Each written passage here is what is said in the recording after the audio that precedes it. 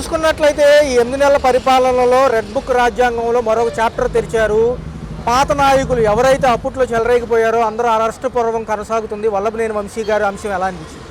ఇప్పుడు ఈ 8 నెలల్లో లోకేష్ గారు అప్పుడు 2024 ఎలక్షన్ ప్రచారంకి వెళ్ళేటప్పుడు మొత్తం టీడీపీ క్యాడర్ అంతా చెప్పుకుంటూ వచ్చింది. ఏమని, పలానీ చోట అవినీతి జరిగింది, పలానీ చోట నాయకులు అవినీతి చేశారు అంటే అతను డైరీలో రాసుకొని అలాగే టీడీపీ పార్టీ కూడా తెలుసు ఎవరెవరు ఎంతెంత మాటలు బూతులు మాట్లాడినారు, ఎంతెంత అవినీతి చేశారనేది వాళ్ళు మొత్తం డైరీ రాసుకున్న తర్వాతే వాళ్ళు పూర్తిగా ఆధారాలు సేకరించిన తర్వాత ఈరోజు అరెస్టులు జరుగుతున్నాయి. మరి చూసుకున్నట్లయితే నెక్స్ట్ టార్గెట్ ఎవరు? రెడ్ బుక్ రాజ్యాంగంలో ప్రకారంగా నెక్స్ట్ ఎవరు ఉండబోతున్నారు?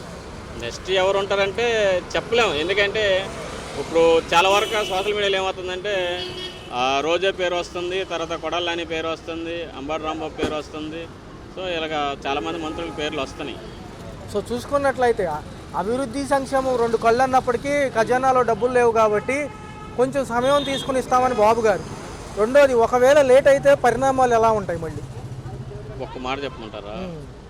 ఒక పక్క సంక్షేమం, ఒక పక్క అభివృద్ధి, ఒక పక్క పథకాలు అన్నారు. ఇలాగ ఏ ప్రభుత్వం కూడా, ఇప్పుడు వైసీపీ ప్రభుత్వం కూడా 2019 ఎలక్షన్ ప్రచారంలో చాలా పథకాల మీద ప్రచారం చేసింది, అమలు చేస్తూ ఉన్నది. సిపిఎస్ రద్దు చేస్తూ ఉన్నది, చేయలేదు. ప్రత్యేక హోదా తెస్తా ఉన్నది, తేలేదు. అమరావతి డెవలప్మెంట్ అనేది ప్రస్తావన రాదు. మద్యపాన నిషేధం అన్నారు, చేయలేదు. జాబ్ కాలం ప్రతి సంవత్సరం జాబ్ క్యాలెండర్ అన్నారు, రిలీజ్ చేయలేదు. సో ఇలాగ వైసీపీ ప్రభుత్వంలో కూడా వాళ్ళు పథకాలు ఇచ్చి కూడా ఒక పథకాల మీద దృష్టి పెట్టి కూడా ఇన్ని చేయలేపారు వాళ్ళు. అలాంటప్పుడు కూటమి ప్రభుత్వంలో 3 అంశాల మీద ఉన్నారు, 3 విషయాల మీద. ఒకటి అభివృద్ధి, రెండోది సంక్షేమ పథకాలు, మూడోది ఉపాధి అని మొత్తం. సో ఈ మూడింటి మీద పెట్టేటోడు అంటే కొద్దిగా బడ్జెట్ లేదుగా, ఆంధ్రప్రదేశ్లో బడ్జెట్ కొద్దిగా డల్ అవడం వల్ల ఉన్న వాస్తవం చెప్పేశారు వాళ్ళు. అయితే ఇదే అంశం తీసుకుంటే గత 4 రోజుల క్రితం మందు రేట్లు పెరిగాయి. మళ్ళీ ఎందుకు అంటే ఖజానాలో డబ్బులు. ఇదే విధానంగా చూసుకుంటే కొత్తగా స్మార్ట్ మీటర్లు వస్తున్నాయి, రీఛార్జ్ అంటున్నారు. ప్రజెంట్ డైరెక్ట్ కనెక్షన్ ఇస్తున్నారు, తదుపరి రీఛార్జ్ అంటున్నారు, పైలట్ ప్రాజెక్ట్ కింద తీసుకుంటున్నారు. మళ్ళీ కరెంట్ ఛార్జీలు పెంచలేనప్పటికీ కూడా ఉన్నవి కూడా తగ్గిస్తామన్నారు. అది ఇంకా అమలు 8 నెలలు అవుతుంది. సంక్షేమం కోసం చూసేవాళ్ళు మైండ్ సెట్లు వేరుగా ఉంటాయి, అభివృద్ధి కోసం చూసే మైండ్ సెట్లు వేరుగా ఉంటాయి. ఎలా బ్యాలెన్స్ చేస్తారు బాబు? మద్యపానం రేట్లు పెంచారంటే యాక్చువల్గా మొన్న మా ఇటు కూటమి ప్రభుత్వం వచ్చిన తర్వాత మద్యపానం రేట్లు తగ్గించారు కదా. సో మళ్ళీ అదే పాత రేట్లు పెట్టే తప్ప పెంచడం అంటే ఏం లేదు. ఇప్పుడు ఈ రీఛార్జ్లు అనేది ఇప్పుడు చంద్రబాబు నాయుడు గారు సోలార్ సిస్టమ్ తీసుకొచ్చి ఇప్పుడు ఏం చెప్తుంది కూటమి ప్రభుత్వం, ప్రతి ఇంటి పైన సోలార్ సిస్టమ్ పెట్టుకోండి, మీకు ప్రభుత్వమే సబ్సిడీ కింద ఇస్తుంది. దానికి మీరు ప్రతి నెల కరెంటు బిల్లు కట్టేలాటగా బ్యాంక్ కట్టించుకోండి. తర్వాత మీకు అది అయిపోయిన తర్వాత మీకు ఎంత కరెంట్ కాలుతుందో కాలిన తర్వాత ఇంకా ఎక్స్ట్రా ఉంటే ప్రభుత్వానికి ఇవ్వండి అని చెప్తుంది. సో మంచి సలహే కదా ఇది. మరి ఏంటి తదుపరి ఎలా ఉంటుంది? ఇటుపక్క అరెస్టుల పర్వంతో పాటు కిరణ్ రాయల్ గారి అంశం ఎలా చూడాలి?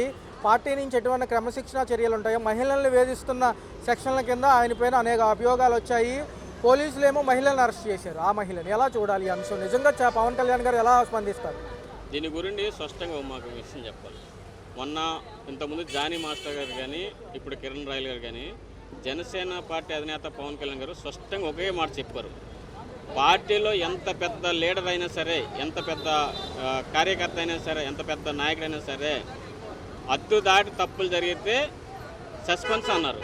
సో ఇంతవరకు ఆంధ్రప్రదేశ్లో ఇలాగ డిసిషన్ తీసుకున్న నాయకుడైతే ఇంతవరకు లేదు. ఎందుకంటే గత వైసీపీ ప్రభుత్వంలో చాలామంది ఇలా చేసి వాళ్ళ వైసీపీ ప్రభుత్వం సపోర్ట్ చేసిన తప్పని ఇలాగా అఫీషియల్గా లెటర్ రిలీజ్ చేయడం కానీ, పార్టీని సస్పెండ్ చేయడం కానీ, వాళ్ళ మీద చర్యలు చేపట్టడం కానీ ఏది చేయలేదు. కానీ ఇప్పుడు పవన్ కళ్యాణ్ గారు ఏం చేస్తారంటే ఒక్క మనిషి మీద తప్పుడు ఆరోపణలు వచ్చినాయంటే ముందు అది తప్పో రైటో తేల్చుకొని అప్పుడు మన పార్టీలో జాయిన్ అవ్వు, పార్టీలో అటెండర్ అవ్వ తప్ప అంత తప్ప. కానీ ఆ సపోర్ట్ చేయట్లేదు. తప్పు చేసిన నాయకుడికి కానీ ఎవరికైనా సరే డిప్యూటీ సీఎం పవన్ కళ్యాణ్ గారు సపోర్ట్ చేయట్లేదు. 27వ తారీఖు ఈ నెల పట్టభద్రుల ఎమ్మెల్సీ ఎలక్షన్స్ ఉన్నాయి. సో ఉన్న ప్రభుత్వాలే వస్తాయి, ఓకే, ఒప్పుకుంటాము. మరి ఏంటి సంక్షేమం ఉగాది నుంచి అమలు అవుతుందా? ఈ ఎన్నికల ప్రభావం ఏమన్నా ఉంటుందా? ఎందుకంటే ఆల్రెడీ 20 లక్షల ఉద్యోగ కల్పనతో పాటు డిఎస్సి నోటిఫికేషన్ రాలేదు. ఎప్పట్లో జూన్లోనో జూలైలోనో అంటున్నారు. ప్రభుత్వ ఉద్యోగులు బయటకు వస్తారు, ఎందుకంటే ప్రభుత్వ ఉద్యోగులు ఇది చెప్పారు, డిఎస్సి అవ్వదు, మాకే డిఏలు పాత బకాయిలు పెండింగ్ ఉన్నాయని. ఎలా ఉంటుంది? ఇప్పుడు ప్రతి ఉద్యోగాలకు కూడా శాలరీస్ పడతాను ఉద్యోగాలే చెప్పారు కదా, ఉద్యోగస్తులే చెప్పారు కదా. డిఎస్పీ అనేది వదులుతారు, రిలీజ్ చేస్తారు. రేపు జూన్లోనే కదా వదిలేది. ఎందుకంటే మనకి వచ్చేది కొత్త సంవత్సరం ఉగాదికే కాబట్టి అప్పటి నుండి స్టార్ట్ అవుతాయి. గతంలో ఇదే అంశంలో ప్రభుత్వ ఉద్యోగులు జగన్ హయాంలో డబ్బులు పడలేదు, మాకేమీ రావట్లేదు, 1వ తారీఖు జీతాలు అంటున్నారు. ఈరోజు అదే కంటిన్యూ అవుతుంది. పాత డిఏ బకాయిలు, పాత పెన్షన్ సిస్టమే కావాలని తిరిగారు, అప్పుడు సమ్మెలు చేశారు ఎలక్షన్స్ దగ్గరలో కూడా. మరి ఇప్పుడు ఏం జరుగుతుంది? మళ్ళీ వస్తారా? మరి వాళ్ళకి ఏమీ నెరవేరలేదంట.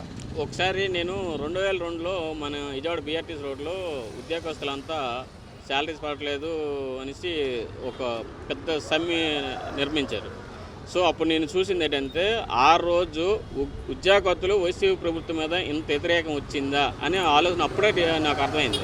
సో ఆ రోజు నేను చూసింది ఏంటంటే, పోలీస్ డిపార్ట్మెంట్ కూడా చూస్తున్నట్టుగా వాళ్ళు వదిలేయడం కూడా జరిగింది.